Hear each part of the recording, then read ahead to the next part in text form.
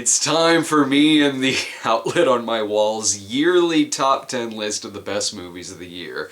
Now, this is just all my opinion, and while I saw hundreds of movies throughout the year, if you feel that something was left off, well, there's a chance that maybe I didn't see it, or I just plain didn't like it. Number 10, It Follows. It's a creepy 80s throwback movie with fun characters, a great soundtrack, and made me and Dave feel really uneasy about people simply walking down the parking lot after the movie. Number 9, Ex Machina. Like the greatest episode of Perversions of Science ever, Ex Machina is a provocative science fiction thriller about a man who's hired to evaluate the artificial intelligence of a female robot and to witness the beauty of Oscar Isaac dancing. Number 8, Kingsman: The Secret Service. Some of the most fun I had in the theaters this year was at Kingsman, and I didn't get the chance to see it at the preview screening because I was stuck at 50 Shades of Grey. But Kingsman is a great love letter to the Roger Moore era of James Bond, and is actually better than a lot of the actual Roger Moore James Bond movies. Number 7, Cop Car.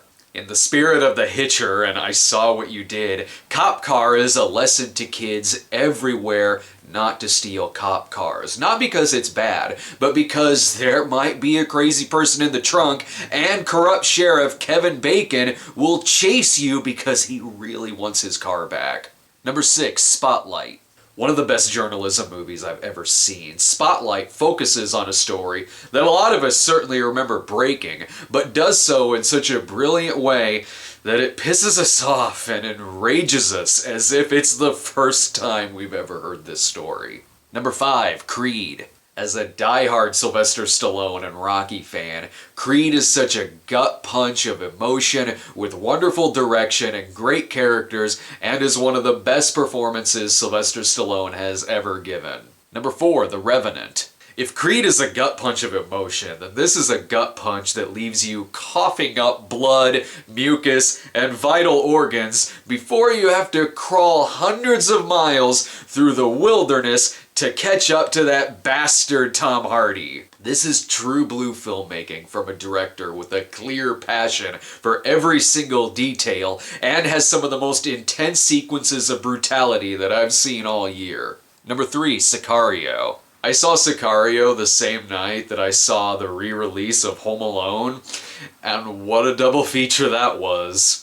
Sicario is a disturbing film on every level, and if The Revenant has some of the most intense sequences of brutality I've seen all year, then my god, so does Sicario. Number 2, The Gift. Scarier and creepier than the actual horror films of 2015, The Gift is a throwback to stalker thrillers, and it ends up being one of the best stalker thrillers I've ever seen. Jason Bateman disappears into the role and gives one of the best performances of his career. The ending is completely fucking haunting, and I did not see it coming. And unlike horror movies today, this movie uses mood, atmosphere, and character to give it its thrills, instead of relying on cheap-ass and unearned jump scares. And my number 1 pick for the best film of 2015 is Mad Max Fury Road. In terms of action sequences, stunt work, cinematography, location, and set design, Mad Max Fury Road is downright inspiring.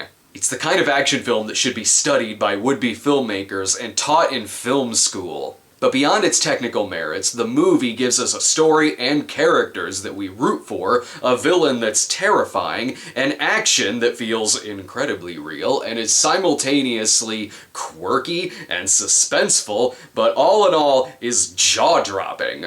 It's the best time I had in the theater this year, and is the return of the iconic character of Mad Max, as well as an introduction to a new wonderful character in Furiosa. Now I'm sure that like every year, I'll get plenty of essays sent to me on why my number 1 choice sucks, and like every year, I promise you that I will not read them. Okay, so I'm out of numbers, so I guess that's it. Stay tuned for our upcoming Worst Films of 2015 videos, one of which featuring Sarah and Brian's list, the other featuring mine and Dave's.